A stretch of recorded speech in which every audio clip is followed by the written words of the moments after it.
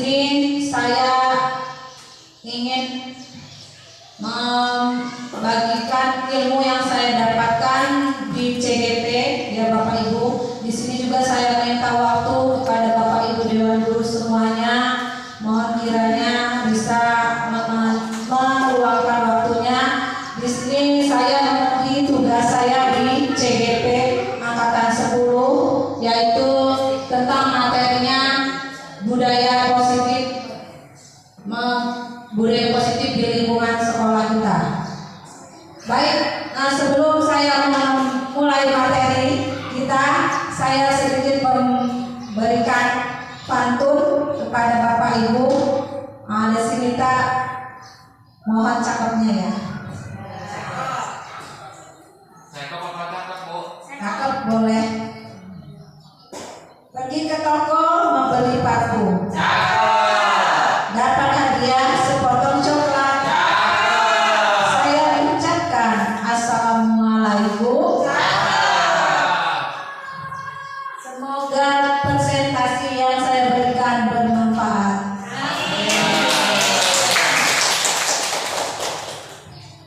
Baik, untuk memeriahkan supaya otak kita refresh sedikit ya Bapak Ibu, saya ingin melatih konsentrasi Bapak Ibu guru Dewan Guru di sini semuanya.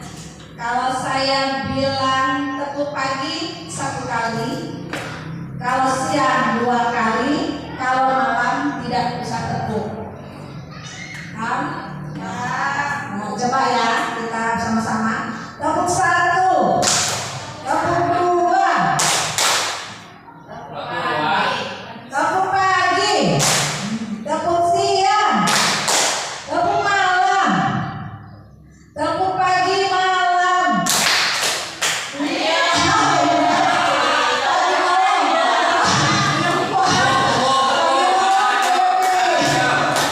Boleh itu kita terangkan sama murid kita ya Bapak Ibu dan Guru di rumah. Tangan buat kita semua. Di sini saya ingin berbagi ilmu kepada Bapak Ibu guru semua tentang menyebarkan pemahaman dan penerapan pengalaman budaya positif di sekolah maupun di luar lingkungan sekolah.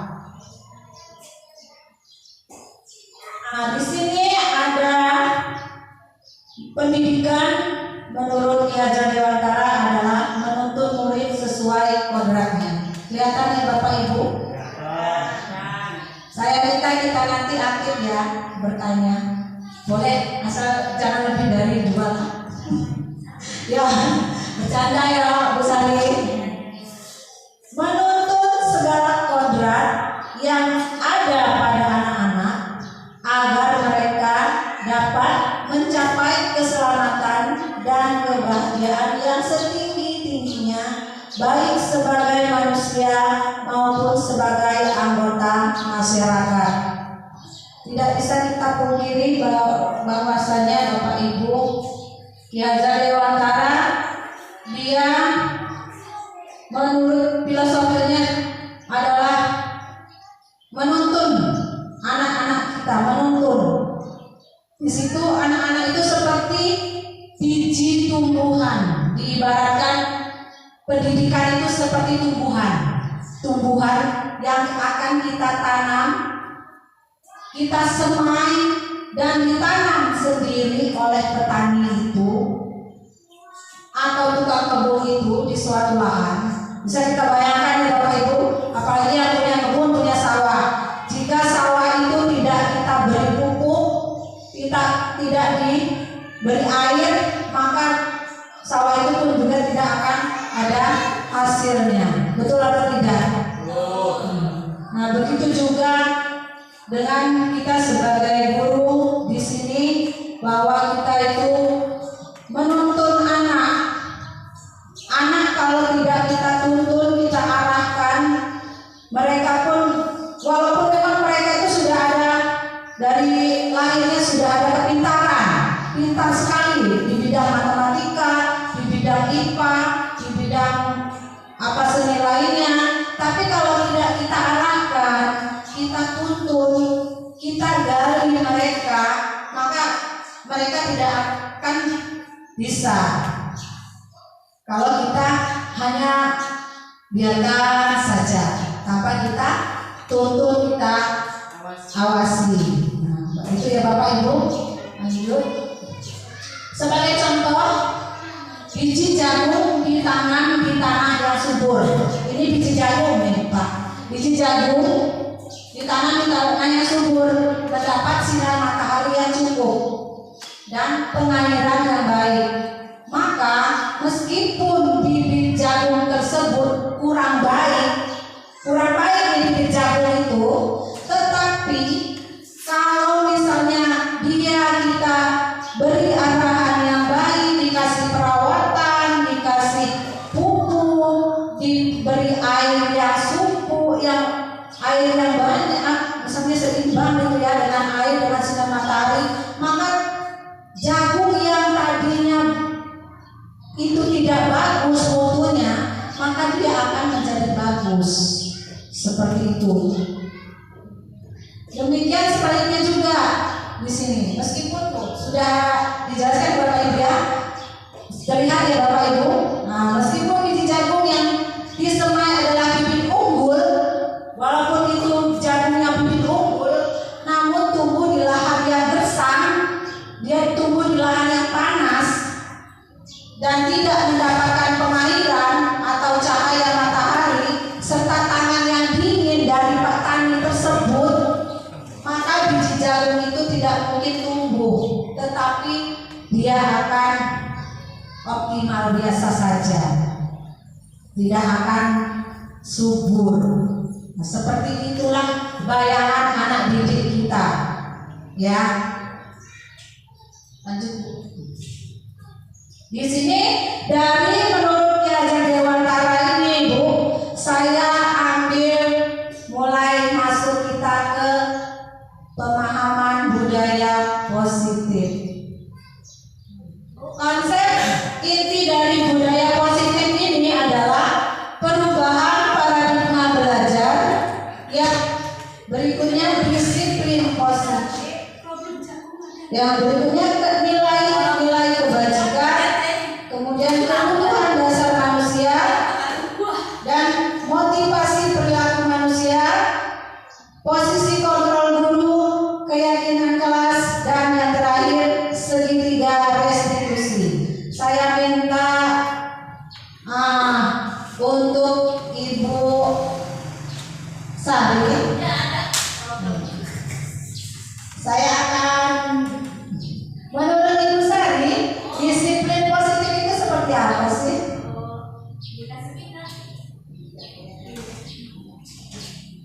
Terima kasih banyak. Kalau problem positif, disiplin positif, budaya positif, atau ya disiplin positif, kalau menurut Bu Sari itu pokoknya yang baik-baik dan menurut kita membahagiakan orang tua itu bagus. Kalau di sekolah seperti apa? Berangkat pagi, baju bagus, nanti gosok. Kayak basic, yang pasti rapi, sudah sesuai waktunya, kelasnya bersih, begitulah. Kalau yang piket ya piket. Kalau Pak Judi menurut Bapak bagaimana? Ya, terima kasih kepada Ibu Desi selaku guru penggerak atas waktunya. Kalau menurut saya disiplin positif itu seperti yang dibahas kemarin sama kepala sekolah ya. Jadi disiplin positif itu harus menerapkan nilai-nilai karakter, budi pekerti. Ya, nilainya yang negatif, positif kan lawannya negatif. Artinya positif itu yang baik-baik kata Bu Sari juga.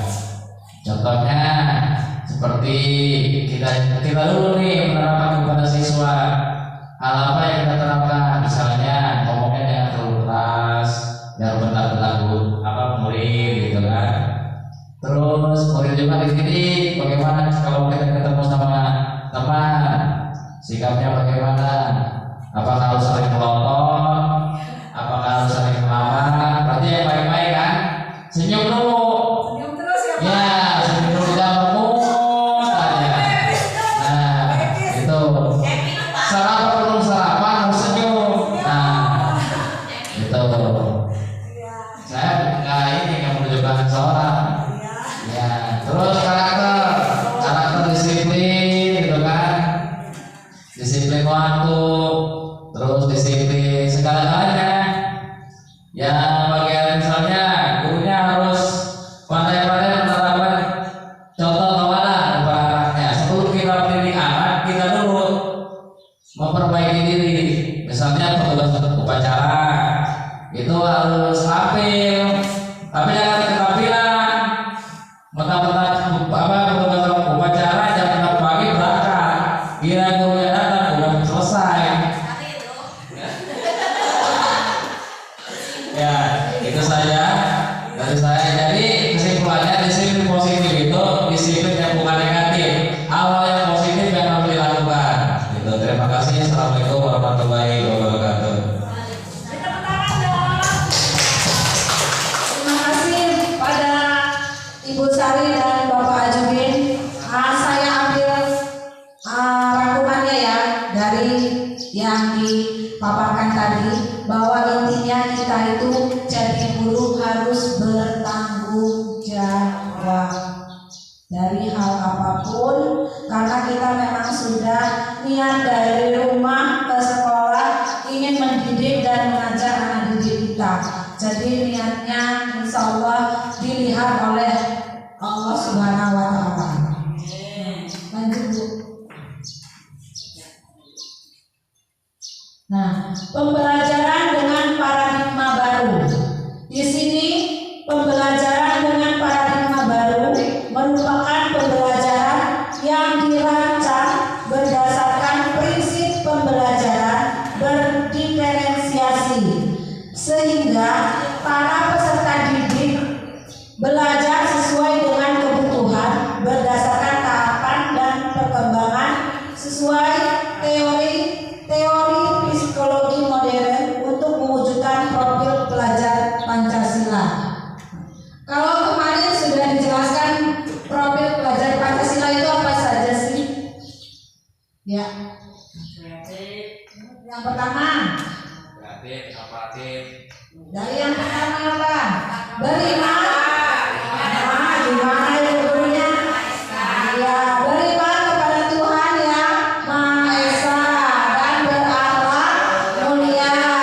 Yang kedua, berkebinekaan global. Yang ketiga, gotong royong. Yang keempat, mandiri. Yang kelima, apa? Kreatif dan bernalar kritis. Nah, itu profil pelajar Pancasila harus kita masukkan di dalam sekolah kita, di dalam kita mengajar anak didik kita setiap hari. Ya Bapak Ibu, di sini ada 6 dimensi yang tadi sudah kita sebutkan. Nah, di sini ada gambar. Telanjang Bu. Sudah lihat? Itu bukan belajar Pak. Itu hanya Iya. iya. Teman-teman Bu ya. Di depan, iya. Yang di depan adalah siswa, yang di belakang kita ibaratkan seorang guru. Nah, itu di depannya siswa anak didik kita, kemudian yang di belakang itu guru. Nah, Tembak siswanya Bu ya. iya.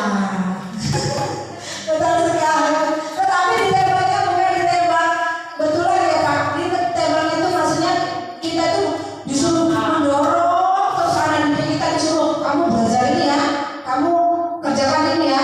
Sedangkan kita tidak memberikan arahan yang benar. Bagaimana mereka mau belajarnya, mau mengikuti. Mereka belajar juga karena terpaksa itu Pak. Iya. Takut dimarahin. Takut ditembak itu ya. Iya. Nah, jadi yang pertama di situ ilusi guru mengontrol murid. Kemudian yang kedua ilusi bahwa semua penguatan positif, efektif dan bermanfaat. Itu untuk murid. Yang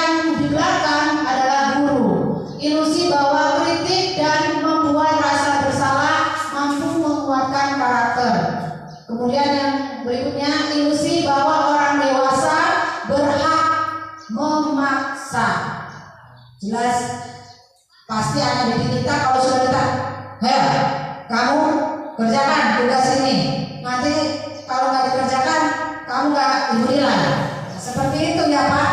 Nah itu sebetulnya tidak boleh. Gimana? Boleh ada yang ingin menambahkan, Bu Asri?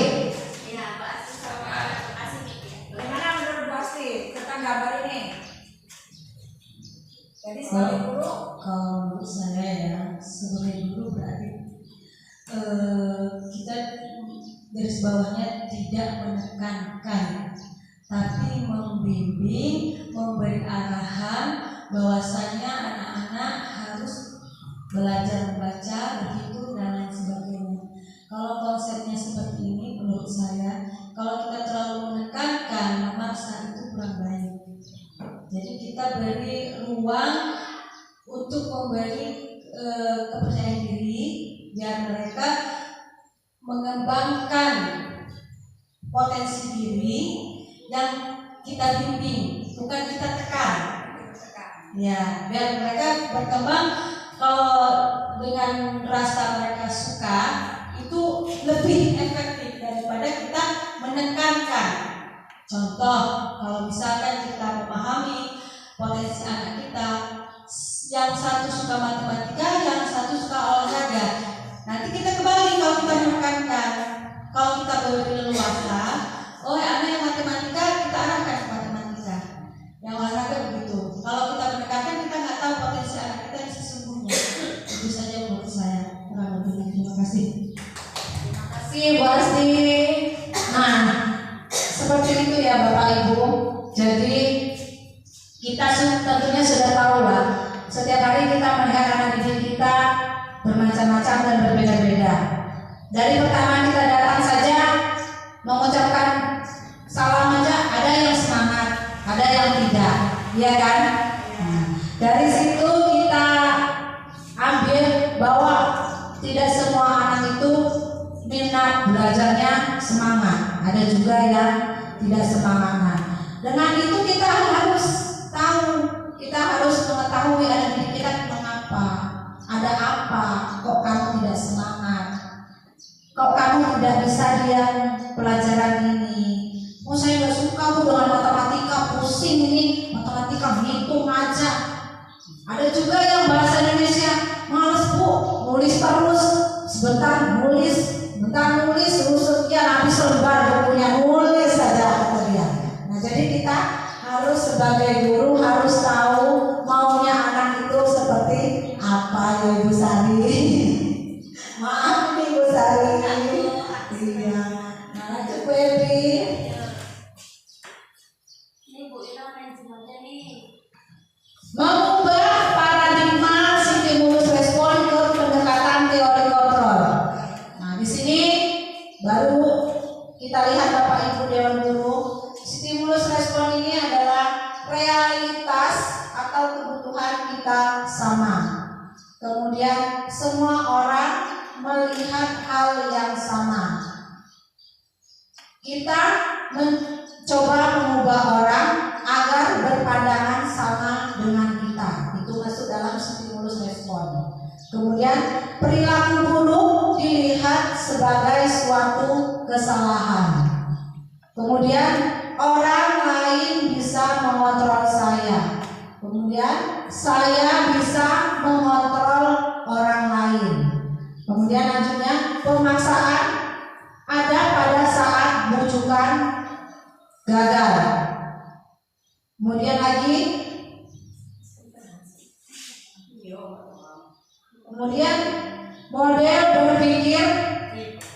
model berpikir menang atau kalah. Nah, jadi ini adalah masuk di stimulus respon. Sebenarnya ini tidak boleh. Ya, kita tidak boleh bu. Realita kebutuhan kita ini sama, nggak sama, benar tidak? Iya, kebutuhan orang itu berbeda. Kemudian semua orang melihat hal yang sama, tidak ya Bapak Ibu, tidak sama semua orang. Kemudian kita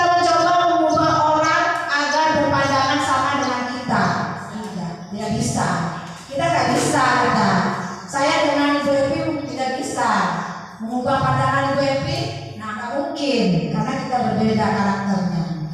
Kemudian perilaku buruk dilihat sebagai suatu kesalahan juga tidak bisa.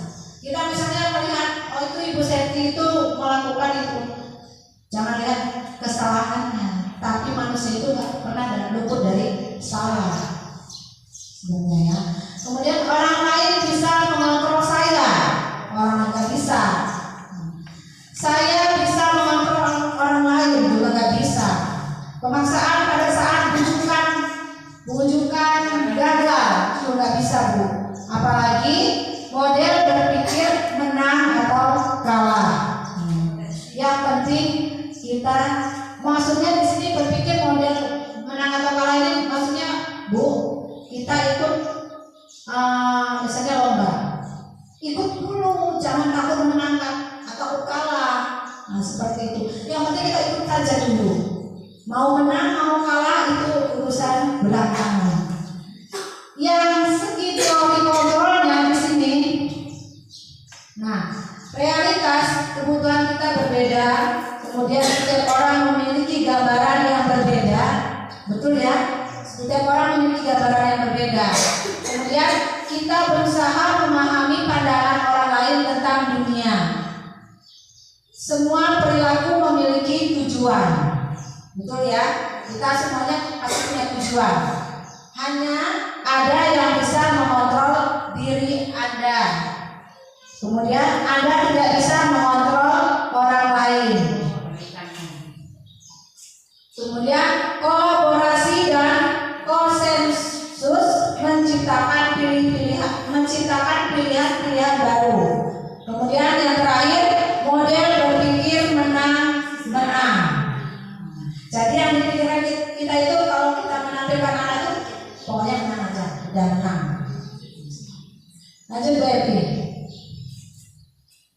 Nah di sini masuklah kita ke disiplin positif. Nanti mulai bertanya ya Bu Sari. Jangan ngantuk Bu Sari, jangan Bu Sari lah, Bu Sari dulu bagian itu. Nah disiplin berasal dari kata disiplinan, yang artinya belajar.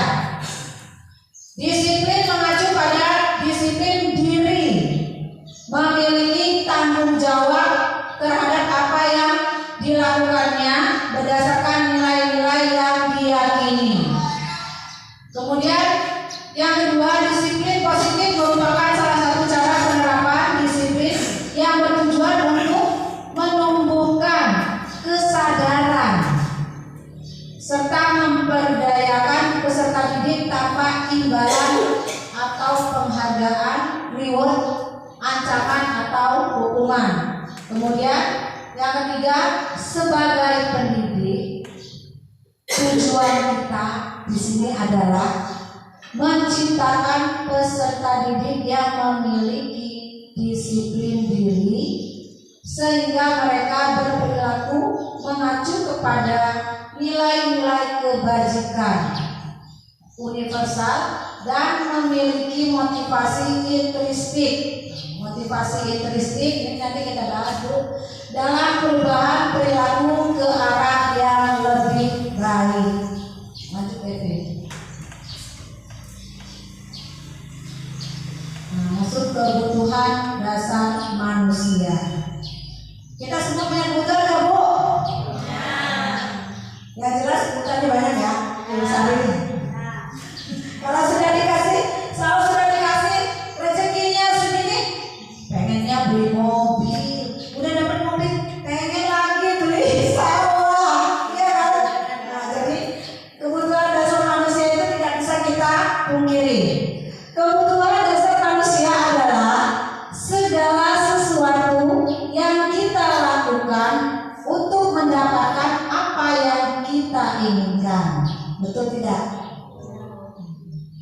Seluruh tindakan yang kita lakukan tentunya memiliki tujuan tertentu, dan semua usaha terbaik yang kita lakukan adalah dalam rangka agar kebutuhan dasar kita terpenuhi dengan baik. Lanjut. Nah, di sini 5 kebutuhan dasar manusia. Bisa dilihat, dibaca, tolong pertama sama Ibu Epila. Yang pertama itu Kebutuhan untuk bertahan hidup.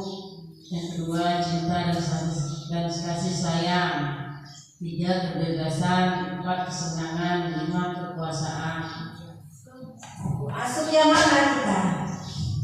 Satu. Iya, kebutuhan kita dulu ya. Tentunya kebutuhan untuk bertahan hidup. Iya. Tentunya semua manusia itu ya untuk bertahan hidup. Dari apa? Kita lihat di sini. Makanan, pakaian, tempat tinggal, kemudian keamanan, kesehatan ya. Nah, itu kebutuhan ya makhluk hidup. Kebutuhan dasar manusia. Lanjut ya. Kedua, cinta dan kasih sayang. Butuh nggak kita? Cinta dan kasih sayang. Iya, apalagi dari suami ya, dari istri ya Pak ya. Iya. Pak ya sudah mulai ngantuk. Tenang Pak ya. Aduh, rasa diterima, diperdulikan, kerjasama, menjadi bagian dari kelompok. Terus mandiri, memiliki pilihan, mencoba hal-hal yang baru, mampu mengendalikan arah dirinya. Nah itu cinta dan kasih sayang. Terus yang ketiga kebebasan. Kebebasan. Kita tentunya pengen bebas, nggak mau ditekan-tekan. Kesenangan, apalagi kesenangan ya Bu. Kita juga kebutuhan manusia tentu ingin kesenangan. Perlu juga refreshing, bukan hanya diam saja bekerja, tidak jadi ibu rumah tangga di rumah aja. Perlu juga Pak Yan, Pak Judi, istrinya dikasih refreshing, hiburan. Itu masuk dalam kebutuhan dasar itu manusia. Jalan-jalan. Cuma yang terakhir kekuasaan. Nah, ini kekuasaan. Iya, ini kebutuhan manusia ini.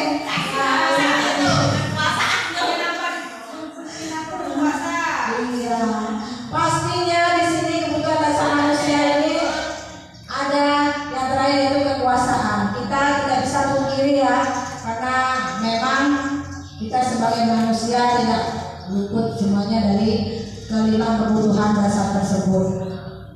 Yang penting kekuasaannya bisa kita gunakan untuk perbaikan yang lebih baik, untuk kemajuan negara kita ya.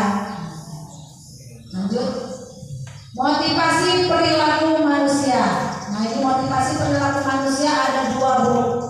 Motivasi ekstrinsik itu dari luar. Kemudian kalau motivasi intrinsik itu dari dalam. Jadi dari luar itu adalah untuk menghindari ketidaknyamanan lingkungan, sama dengan anak didik kita. Anak didik kita kalau kita hukum terus, pasti dia pintar tambah pintar tidak? Nah, tambah lurus ya Bu, Bapak Ibu. Iya, kalau anak didik kita marahin terus setiap hari barusan datang dimarahin, terus belajar dimarahin juga. Karena nggak ngerjain PR, dia udah ngerjain PR masih dimarahin. Itu tidak akan membuat dia menjadi pintar, tetapi malah membuat dia menjadi down, menjadi lemah. Nah yang kedua, untuk mendapatkan imbalan atau penghargaan dari orang lain. Jadi anak didik kita itu melakukan sesuatu, tetapi karena kita ini oh nak ini nanti kamu kerjakan ini ya, nanti ibu kalau beri kamu nilai 100, itu tidak boleh.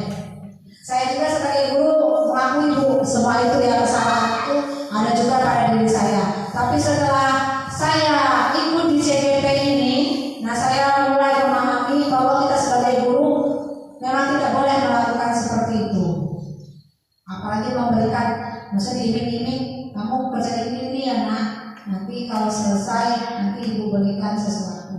Nah itu tidak boleh, malah akan membuat dia, oh nanti besok saya mau kerjakan lagi nih, kemudian dikasih lagi sama Pak Judin, dibeliin gorengan katanya, ya. Jadi itu tidak boleh. Kalau di agama itu berarti nggak ikhlas. Iya, mungkin seperti itu Bu aslinya. Nah, yang dari dalam, ini dari dalam adalah untuk menjadi orang yang mereka inginkan dan menghargai diri sendiri dengan nilai yang mereka percaya.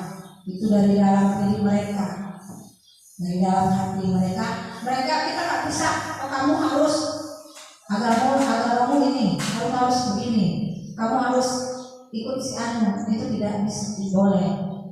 Mereka harus menghargai diri mereka sendiri, apa yang mereka inginkan. Seperti itu ya Bapak Ibu. Lanjut Ibu Epi. Nah, ini ada sebuah gambar Bapak Ibu, bisa dilihat. Yang pertama adalah ada seorang guru. Gimana Pak Yan? Coba Pak Yan lah. Pak Yan. Yang suka menghukum aja.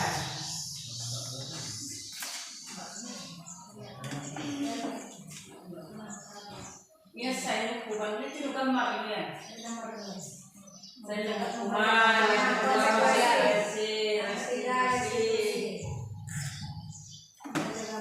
Sini Pak Yan. hukuman ya tidak. Sini Pak Yan, boleh dijelaskan Pak Yan. Dia tidak tahu apa-apa sudah Dia tahu dihukum. nama. Ya. Dia apa yang kasih hukum. Langsung hukuman. Ya, boleh satu aja Pak Yan. Yang pertama itu Seorang guru seorang guru memberikan hukuman kepada anak murid karena tidak mengerjakan tugas. Itu suatu contoh. Yang kedua, Baik, kita jawab dulu yang pertama ya, Pak Yan. Sebelum kita masuk ke materi berikutnya. Di situ ada seorang guru memberi hukuman pada anak. Itu boleh atau tidak sih, Bu, Bapak Ibu? Kita memberikan hukuman. memberikan hukuman sebenarnya boleh. Tapi seadanya. Sebenarnya. Kalau menurut saya mendengar penjelasan juga dari kepala sekolah kemarin, itu kita memberikan hukuman kepada anak itu boleh. Intinya kita jangan berlebihan atau kasar. Kita hanya memberikan hukuman supaya anak itu ingat akan tugas dia. Ya itu Bu. Contohnya kita memberikan PR. Kalau kita tidak beri hukuman, nanti dia anak itu akan kebiasaan tidak akan mengerjakan PR selamanya. Ya itu menurut pendapat saya Bu. Baik, terima kasih Pak Yan. Memang benar Pak Yan ya. Tapi sebenarnya itu dibilang jangan hukuman, tapi untuk menerapkan tanggung jawab anak. Jadi jangan kita diartikan dalam hukuman Pak ya, karena hukuman nggak boleh, apalagi kita mau memukul sekarang pakai kayu atau dijewer atau dipukul pantatnya atau lebih dari itu. Nah itu tidak boleh, karena zamannya kita sudah berbeda, tidak seperti dulu. Kita dulu memang sama guru aja mungkin takutnya kayak apa ya, apalagi dulu pernah sampai saya juga pernah Bapak Ibu guru dipukul oleh guru saya. Tapi namanya dulu kita itu takut sekali. Sekarang anak-anak kalau dipukul bisa-bisa kita ya, iya, karena ini masuk hak asasi manusia. Nah jadi tidak boleh lagi hukuman itu dilakukan di sekolah kita. Lanjut, yaitu yang kedua, konsekuensi. Nah jadi konsekuensi ini kita berikan kepada anak didik kita. Konsekuensi, jangan diberi hukuman, tapi bilangnya konsekuensi ya nak. Jadi kalau kamu nggak ngerjakan PR, kamu harus tanggung jawab. Kemudian kan di setiap kelas kita kan kita buat keyakinan kelas. Keyakinan kelas itu kita buat bersama siapa sih Bu? Bersama siswa. siswa. Kemudian di situ konsekuensi adalah terancam atau disepakati sesuai peraturan murid tetap dibuat tidak nyaman. Kemudian sikap guru selaku memonitator murid. Nah itu guru sebagai guru itu di situ kita tidak boleh selalu memonitator murid terus. Yang terakhir restitusi. Restitusi ini ada segitiga restitusi namanya. Nanti kita bahas di situ. Restitusi adalah yang pertama proses menciptakan kondisi murid untuk memperbaiki kesalahannya. Tentunya semua murid punya kesalahan, tapi kita juga sebagai guru pasti juga pernah melakukan kesalahan. Proses yang kedua, proses kolaboratif yang mengajarkan murid untuk mencari solusinya sendiri. Jadi kalau dia tidak mengerjakan tugas, jangan kita beri hukuman, tapi kita cari solusinya. Kenapa kamu tadi malam tidak mengerjakan tugas, Nak? Tanya. Ya Bu, saya karena main HP, main game. Terus apa akibatnya dari kamu main HP? Ya ini Bu, saya tidak mengerjakan. Kamu tahu nggak konsekuensi kita pertama kita belajar dengan keyakinan kita? Kita seperti itu. Jadi kita arahkan anak-anak kita bertanggung jawab loh Bu. Jadi Ibu minta ini sekali ya, untuk kedepannya jangan diulang lagi kedua kali. Seperti itu Bapak Ibu. Apa ya memang sih kita tidak bisa pungkiri ya, kita jadi guru itu kadang-kadang hilang sabarnya, ya. Kebawa emosi juga, pasti apalagi Bu Seti. Iya, murid-murid kita ya Bu, luar biasa sekali murid-murid SDK UB. Tapi sebenarnya mereka itu tidak nakal, tidak ini. Mereka jadi perhatian kita semua. Mereka itu ingin diperhatikan, bukan karena ini itu tidak, tapi karena kitanya. Apabila misalnya setelah kita mengajar murid, saya beri contoh, kita memberikan buku dengan murid, terus kita tidak lihat hasilnya, kita dekati, kita kritik, pasti mereka juga isinya nggak tahu apa jawabannya, ya kan? Pasti mereka juga asal-asal. Tapi kalau kita ngajar, kita teliti, kita ini yang mana ini nak sulitnya yang di mana, pasti mereka juga tidak menjawabnya, tidak ada yang asal-asal juga ya Bu. Nah seperti itu kita berikan apa pendekatan dengan mereka. Lanjut Ibu Evi, kita break dulu sebentar sebelum masuk ke yaitu keyakinan kelas. Bisa kita berdiri sebentar Bu, kita ice breaking dulu biar nggak ngantuk. Ibu saya udah ngantuk sekali itu, saya lihat sudah waktunya sesuai dengan cuacanya ya Bu saya, dingin sih, jadi bawaannya ngantuk sama Pak Jumil kalian. Di luar panas Bu. Coba di sini aja Bu, depan aja, biar kita jogetnya bareng-bareng. Mendukung lagi baca ini.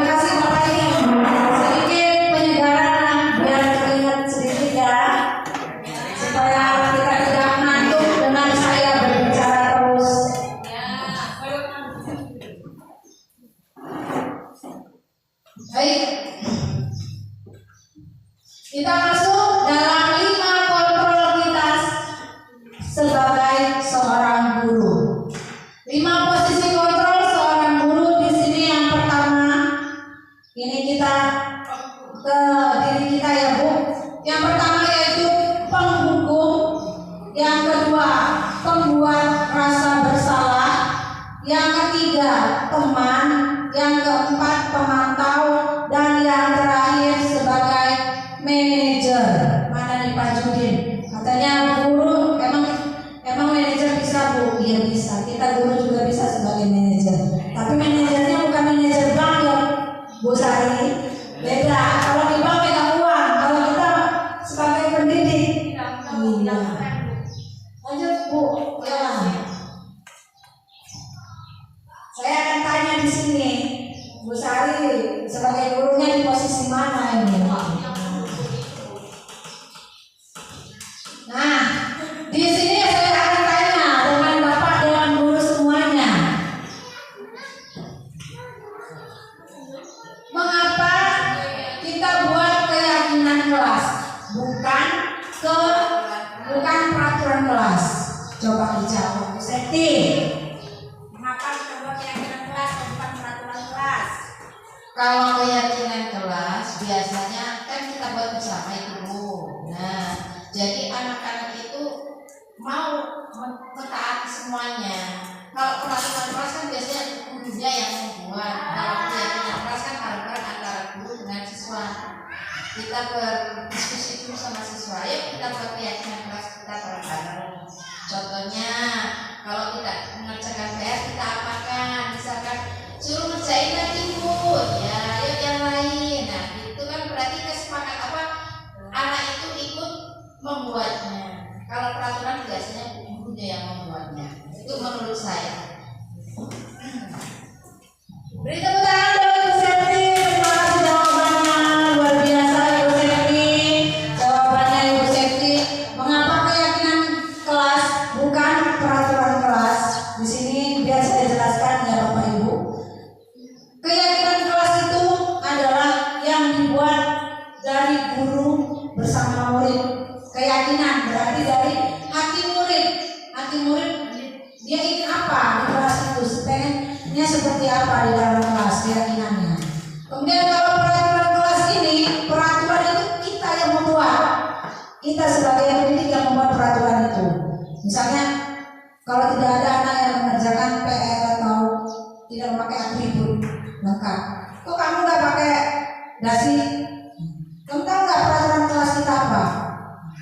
Itu tidak boleh karena peraturan kelas itu memang melibatkan murid juga Bu, tapi berbeda sekali dengan keyakinan kelas. Kalau keyakinan kelas itu apa yang mereka mau, hukuman apa, keinginan apa, nanti misalnya saya melakukan kesalahan, saya harus bertanggung jawab seperti apa, itu beda dengan peraturan kelas. Jadi jangan kita sebagai guru sekarang melakukan peraturan kelas, tapi membuat keyakinan kelas bersama-sama dengan anak didik kita, dan kita tanamkan rasa tanggung jawab pada mereka, bukan kepada kita. Kalau mereka yang berbuat salah, Bu, berarti saya harus bertanggung jawab karena saya sudah berbuat salah Bu. Seperti itu. Jangan kita kamu yang ambil nih. Seperti itu tidak boleh ya Bu ya. Lanjut Bu. Bu, ada yang mau saya tanyakan Bu? Iya, silakan Pak Yan. Terima kasih Bu. Itu tadi kan keyakinan kelas dengan peraturan kelas ya Bu ya. Kalau keyakinan kelas itu contohnya yang seperti Ibu Sakti bilang tadi, anak-anak kalau tidak membuat PR harus dikasih sanksi biar dia membuat di dalam kelas. Nah, yang pengen saya tanyakan adalah bagaimana kalau yang piket kelas itu apakah dibuat keyakinan kelas atau peraturan kelas? Ya, terima kasih Bu. Ya baik, terima kasih Pak Yan. Di sini, jadi sebelum, apalagi kita nanti mau tahu pelajaran baru ya Pak Ibu ya. Di situ kita sebelum memberikan pembelajaran pada anak didik kita buat keyakinan kelas dulu. Jadi apa Nana?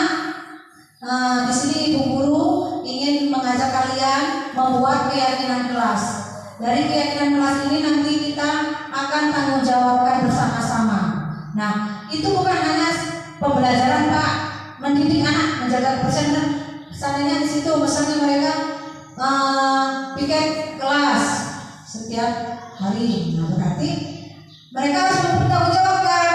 Berarti nanti kalau mereka tidak piket kelas, Bapak panggil, Bapak tanyakan, kenapa kamu tidak piket hari ini, nak? Kamu tahu nggak yang keyakinan kelas yang sudah kita buat mengerjakan piket kelas setiap hari?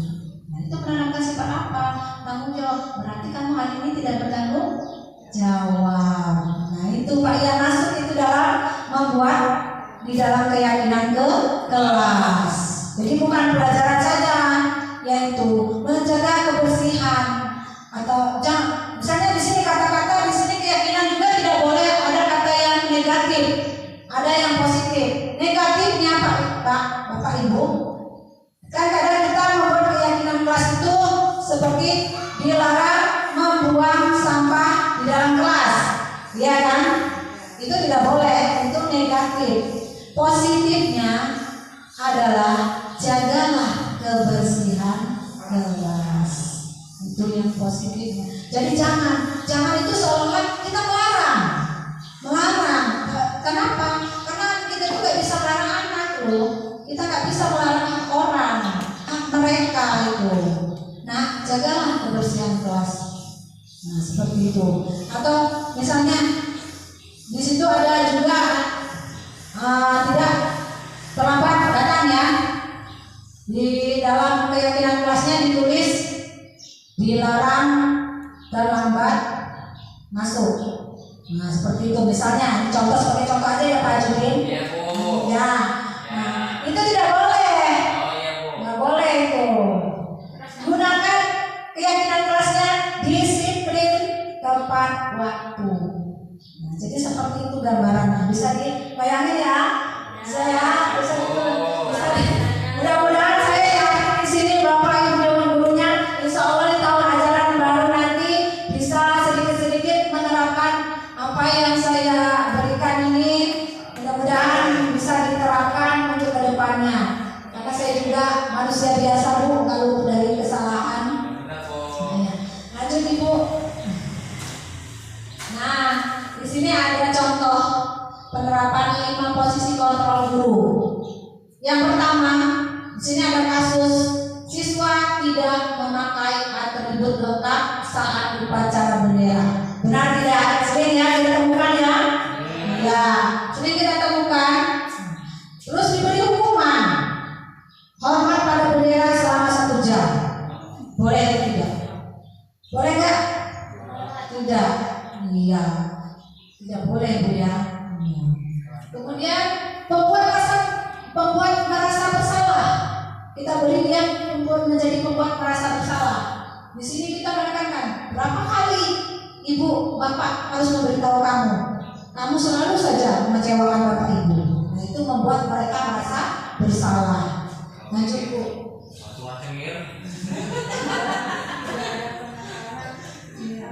Kemudian yang ketiga sebagai teman. Nah, di sini nanti Pak Judin pengen katanya mau jadi manajer. Nanti kita lihat di sini sebagai manajer apa Pak Judin. Di situ sebagai teman Pak Judin, teman dulu, ayo dong ikuti aturan sekolah. Tolong bantu bapak ibu ya sekali ini. Seperti itu sebagai teman Pak. Kalau kalimatnya seperti itu, ya sudah, tidak apa-apa. Lain kali jangan sampai berbuat seperti ini lagi ya. Nah, itu kalimat sebagai teman. Kita sebagai teman anak. Kemudian sebagai pemantau. Ingat-ingat ya, ingat-ingat ya Bu. Nanti akan saya tanyakan. Dan akan saya tunjuk salah satu dari guru seperti apa dia itu sifatnya. Apakah dia masuk dalam penghukum, ataukah dia sebagai pemantau, ataukah sebagai pembahasan bersalah, ataukah sebagai teman. Nah, ini lanjut yang pemantau. Kamu sudah melanggar peraturan sekolah. Sebagai CCTV. Kamu tahu konsekuensinya. Setelah upacara, kamu beli atribut. Setelah upacara disuruh beli atribut. Apakah boleh seperti itu? Tidak. Nah, terus apa? Kamu jangan diulangi lagi. Nah, itu sebagai pemantau. Lagi Bu. Yang terakhir nanti sebagai manajer. Jadi kita guru di sini harus dalam posisi mana? Di posisi mana Bapak Ibu ini sekarang? Yang terakhir itu manajer. Manajer di sini yang kita inginkan adalah apakah kamu tahu kesalahanmu? Kira-kira bagaimana kamu memperbaiki kesalahanmu? Nah itu untuk sebagai manajer. Iya. Lanjut Ibu. Tahan Sari, bentar lagi. Nah ini akan saya tanyakan. Posisi apakah aku? Bu Ana posisi apa Bu Ana ini? Posisi manajer. Ya, soalnya Bu Ana mengajar posisi Bu Ana sebagai manajer. Iya, jadi kalau anak salah kasih tahu, kamu salahnya di mana nak? Nah, tolong besok jangan diulang lagi. Tolong besok jangan diulang lagi. Benarkah ini sebagai manajer? Coba kita lihat di sini ada Bapak Ibu. Kalau kalimatnya saya kecewa sekali dengan kamu. Apa ini sebagai apa? Sebagai apa ini? Merasa besar. Membuat rasa bersalah. Iya. Apa sebagai teman?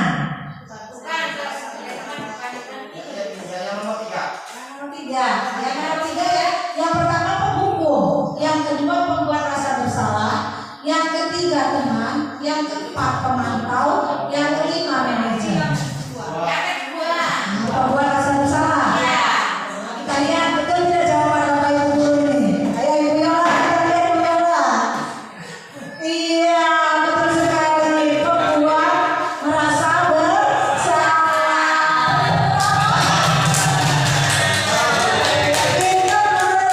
Guru-gurunya pintar itu jawabnya.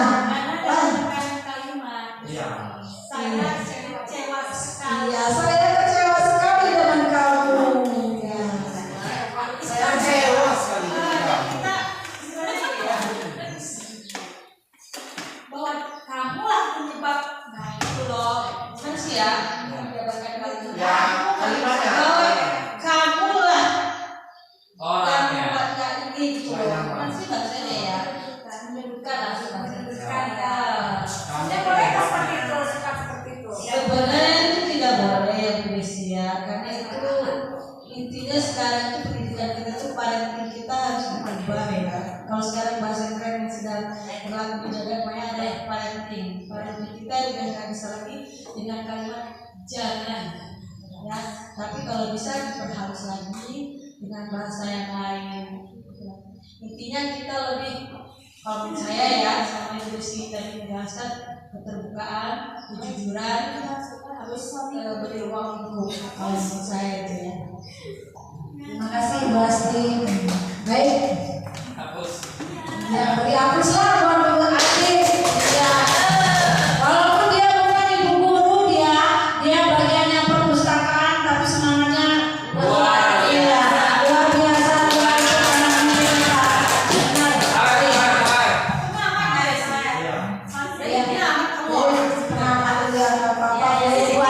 Kami doakan di sini. Kami doakan ya. Kita doakan supaya kedepannya tahun depan insya Allah mudah-mudahan Ibu Asti dan Ibu Ira bisa diangkat juga sebagai ASN seperti kita. Kami tidak ada rasa iri atau seperti apa ya Ibu Ira dan Ibu Asti. Kami di sini saling saling mendukung, saling memberi support juga dengan Bapak Ibu semua. Lanjut Ibu. Nah, lanjut sekarang. Yang ini. Kamu tidak pernah benar melakukannya. Ini yang mana? Bayar, ya, tunjuk tangan bayar. Penghukum. Nah, coba lihat kita Bu Yola.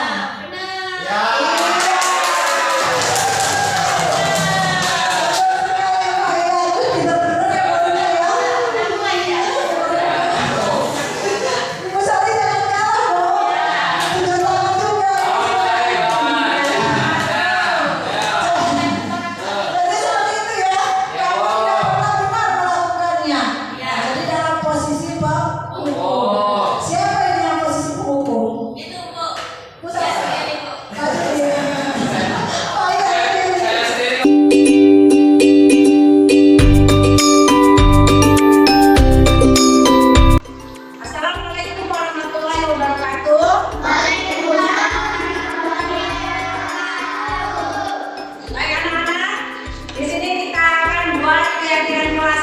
ya. Di mana keyakinan kelas ini akan kita buat bersama-sama dengan ibu guru bersama kalian siswa. Sedangkan kalau peraturan kelas itu adalah dibuat oleh siapa? Iya, dibuat oleh kepala sekolah atau orang yang mempunyai kedudukan. Ya, kalau keyakinan kelas berbeda dengan peraturan kelas. Kalau peraturan kelas itu dibuat oleh kepala sekolah untuk dewan guru dan untuk siswa. Tapi kalau keyakinan kelas ini kita akan membuat dengan bersama-sama dengan membuat tanggung jawab, memegang tanggung jawab masing-masing. Siap? Di sini ibu ada karton, nanti akan ibu bagikan lembaran warna ini. Di sini tugasnya kalian tulis keyakinan kelas apa yang akan kalian buat, ya. Tetapi ibu minta gunakan kata-kata kalimatnya yang positif, jangan yang negatif. Misalnya ibu contoh, kalau yang negatif itu kalimatnya jangan membuang sampah di kelas. Nah, itu tidak boleh menggunakan kata jangan. Atau lagi tidak mencontek. Nah, itu tidak boleh. Jangan menggunakan kata jangan, tidak, ya. Tetapi gunakan kata-kata yang positif. Baik, mulai ya sekarang ya. Siap? Keyakinan kalian buat sendiri. Apa yang ingin kalian terapkan di dalam kelas? Misalnya, saya ingin bertanya jika ada yang ingin saya tanyakan. Itu ya, jangan menggunakan kata-kata jangan atau tidak. Ya, silakan ibu bagikan. Silakan kalian tulis ya. Tulis dengan keinginan kalian. Nanti akan kita jadikan satu. Kita jadi gabungkan keyakinan kita bersama-sama supaya pembelajaran kita bisa berjalan dengan baik.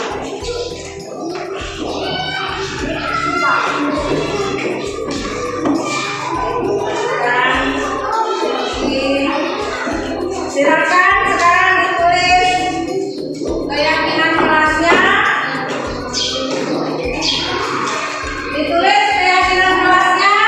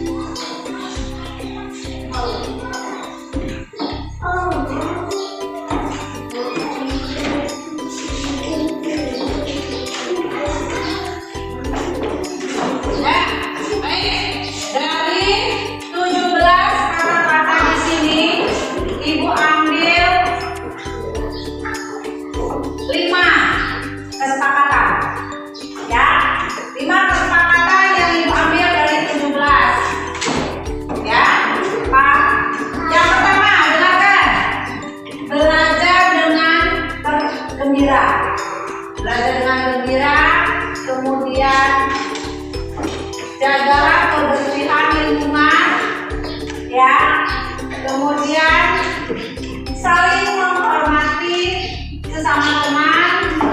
Kemudian budayakan kata maaf, minta tolong, dan ucapan terima kasih. Yang terakhir, mengikuti pembelajaran dengan tertib. Ya, itulah kesepakatan kita, dan ini harus kalian pertanggungjawabkan. Ya nak ya? Karena sudah sepakat, kita membuatnya sepakat bersama-sama. Apa tadi yang pertama di sini? Belajar dengan gembira. Yang kedua, jaga kebersihan lingkungan. Yang ketiga, saling menghormati sesama. Yang keempat, budayakan kata maaf, minta tolong, dan ucapan terima kasih. Yang terakhir, mengikuti pembelajaran dengan tertib. Nah, jadi itulah kesepakatan kita untuk kita sepakati bersama-sama. Apabila kita langgar, maka kita siap bertanggung jawab. Setuju? Setuju? Setuju tidak? Iya, setuju. Baik, kalau setuju, di sini ada tanda tangan. Kalian harus tanda tangan untuk menyetujuinya dan siap apabila melanggar, siap mendapatkan resikonya, yaitu harus bertanggung jawab dengan keyakinan keras. Paham? Paham ya? Baik, kalau sudah paham, Ibu suruh maju satu-satu untuk tanda tangan.